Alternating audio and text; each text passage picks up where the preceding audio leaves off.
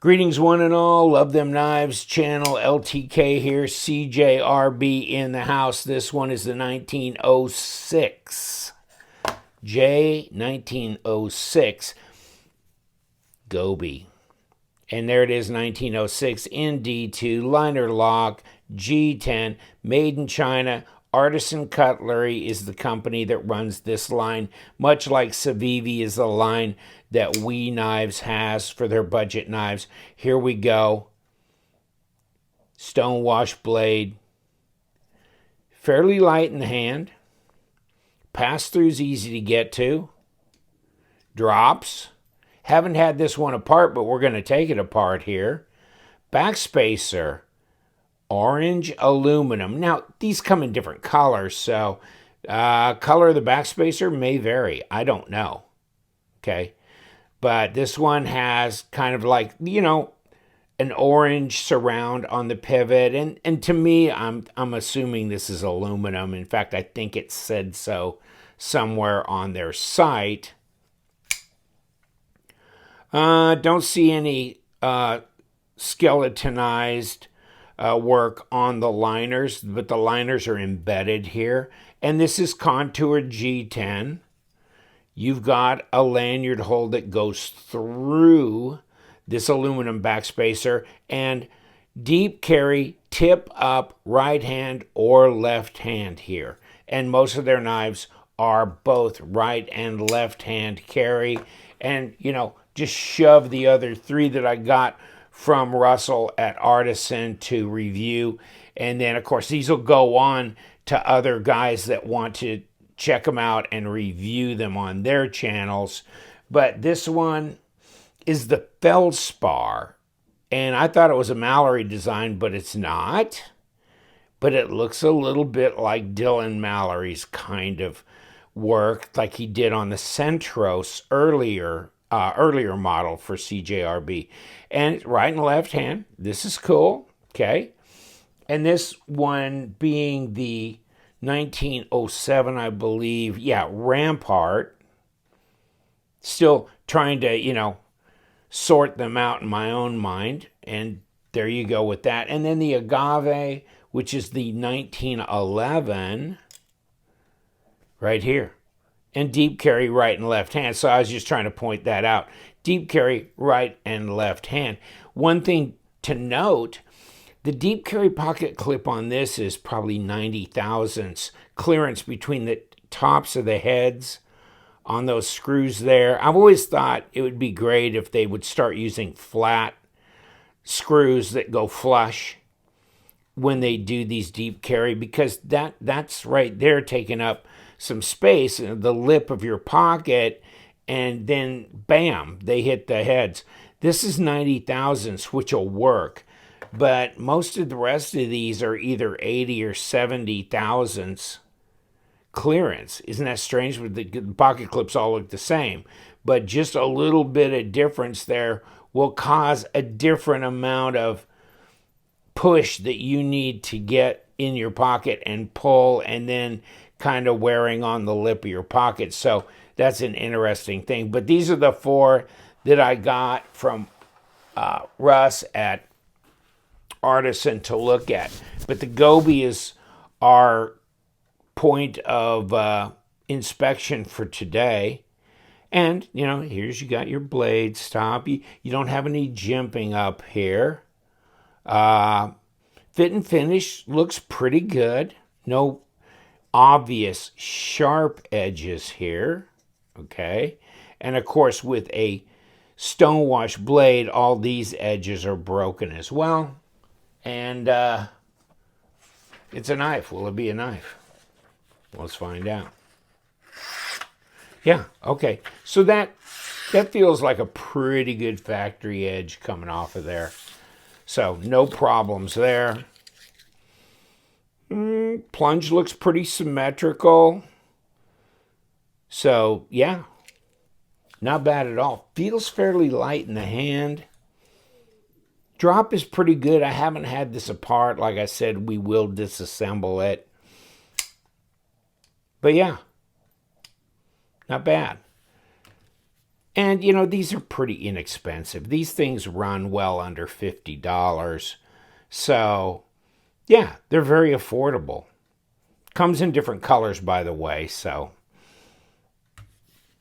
make note of that. 3.6 ounces, and that's 103 grams. So, yeah,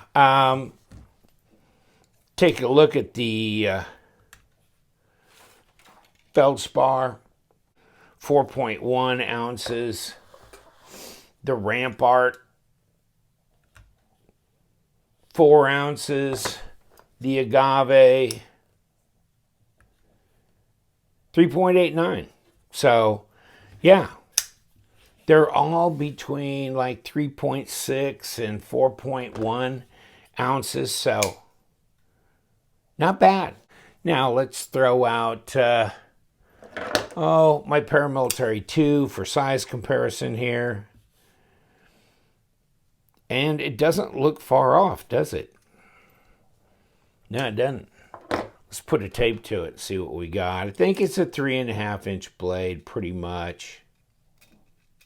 And let's get her hooked up. Yeah, it's close to 3.5, 90 millimeters. Overall, 8, coming up on 8.25, which is about 21 centimeters. And let's see what we got. A little over 3 millimeter blade stock at 0.125, like an 1/8 inch thick blade stock, and a 1/2 inch, 12.7 millimeters.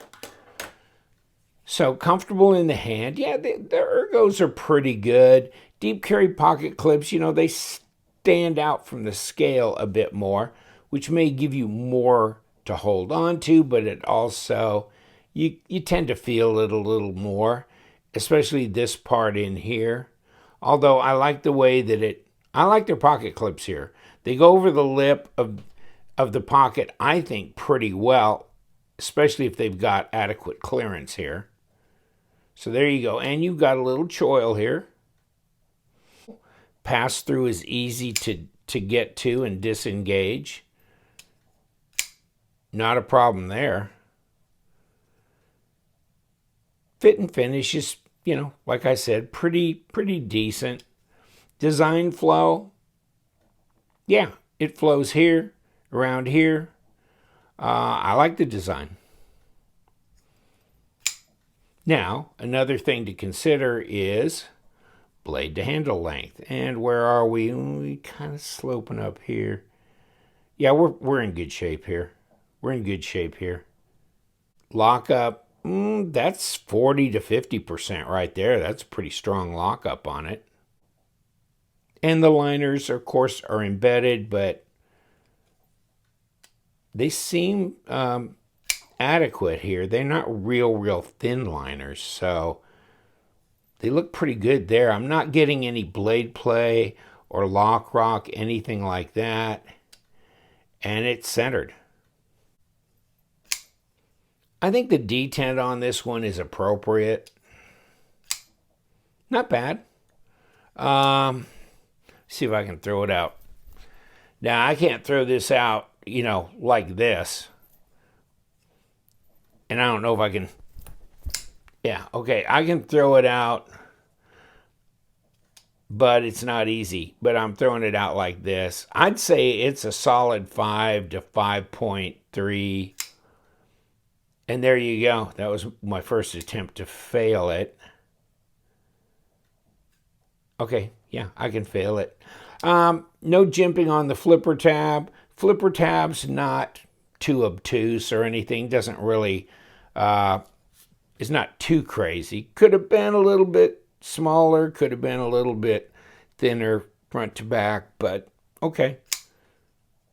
Not bad there. Yeah, I think it's a pretty good looking knife. I think from what I've heard from several people is they're really waiting for this to come out. They'd like to have this. This would be, you know, they're attracted by the design, and I don't blame them. I think that this is one of my more favorites of the 4 that came out.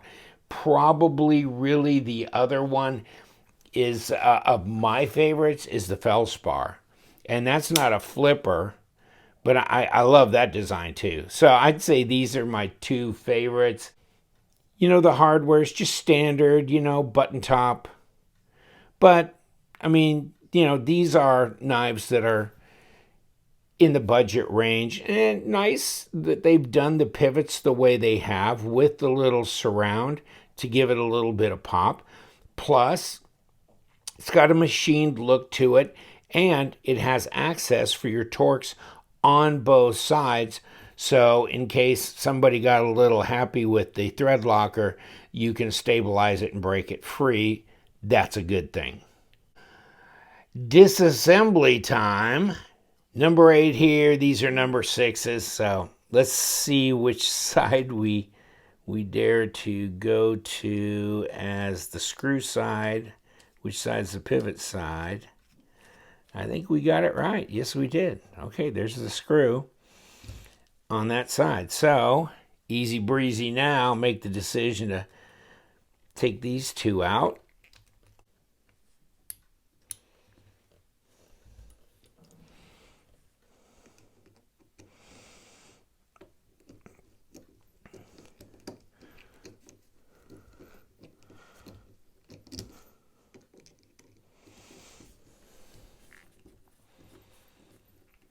If you can see that this side's actually unscrewing while I turn this. I got it stabilized.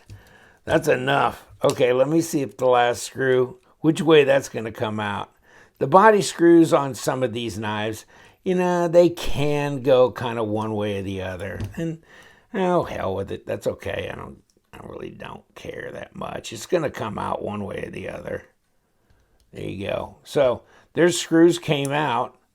Let's see if this is holding on to anything.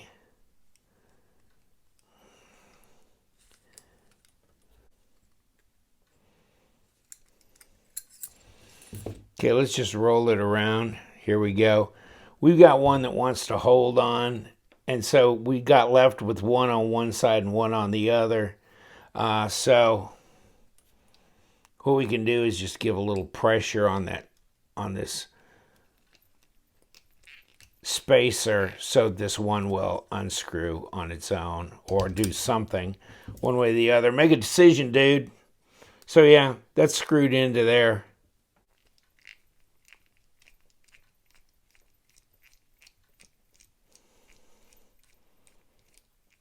Oh, it's come anyhow. Okay. So there's our little standoff thing that kept wanting to play favorites with which side the screw was going to come out, but you know, I didn't have to go primitive on it or anything to pull it apart. So we got ceramic bearings. Amen, brother. Not a problem there. Yeah, wow. Not bad for a budget series. And here we go. A little bit of grime stuff. Pretty damn clean on this side. There's your detent hole. All that craziness. And here, of course, they didn't skeletonize the liners, but they look stonewashed and they're embedded, so it's really something you can't feel anyhow when you handle the knife. And there's the blade stop, which you can take out as you wish. Lock bar side, ceramic detent ball, and pretty clean. Pretty daggone clean. And did I take the pocket clip off? No. Do I want to? No. And left that screw in that side, so there we go with that. One of the little pass-throughs there that go through our little backspacer. And there's our backspacer, incorporated the lanyard hole, and then where our standoffs go. So no mystery there.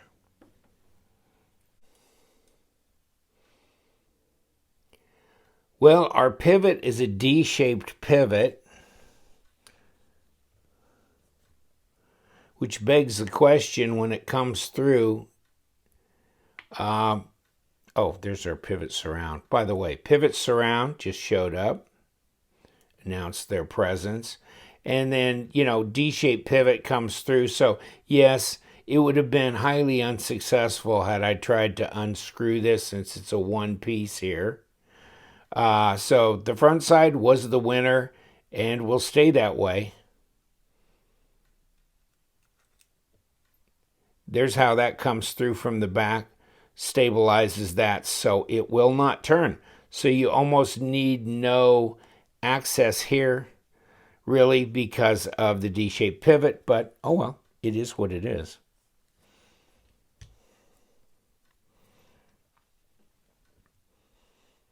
And to build it back, let's throw some bearings on there.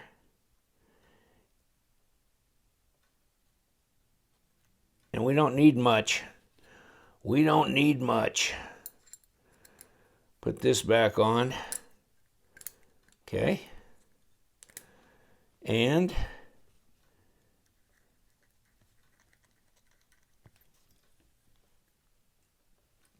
ever so little.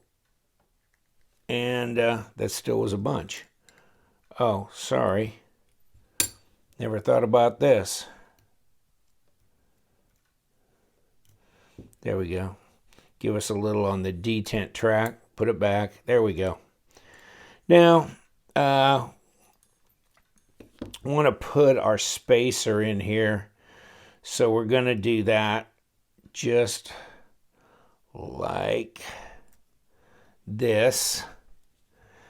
And our spacer came from that side, so we can just throw it down here. And, if you want to see the liner and the scales separated, here you go. And they come apart, and then these surrounds pop out as well, obviously. We've got a stop that we need to put in here. So let's do that. And there it is. So now we can put on the other liner and click all this in place. We can put on the scale, and that goes right together nicely. And then we want to kind of seal it all up with this for the moment. And then we can deal with the body screws here at this point by popping them in one at a time. And they look to be the same length, so I don't think you have issues one way or the other.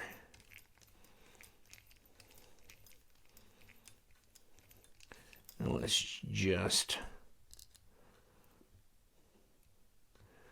initially get them started. And then we can tighten them down.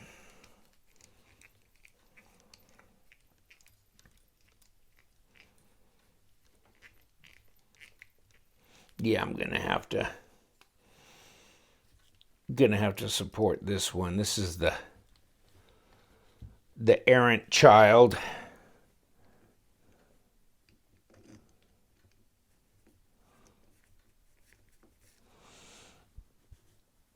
Which is now locked down.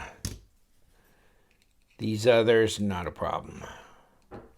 If I can see through the camera well enough. Okay, we're locked down pretty good now.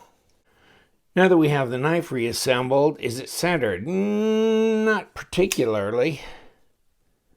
We don't have much blade play. So let's see. Oh yeah, I think we could go some. Now it's centered. Okay. We were lacking. Didn't quite have it properly tightened, but here we go. And yes, we've got nice action on this.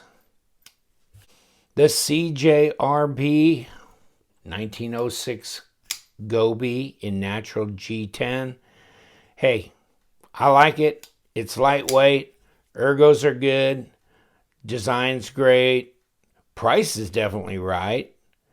D2, let's see if we can talk CJRB into maybe surrendering the D2 habit and getting into maybe some Sandvik or some other more stainless options for those people who really want a true stainless blade.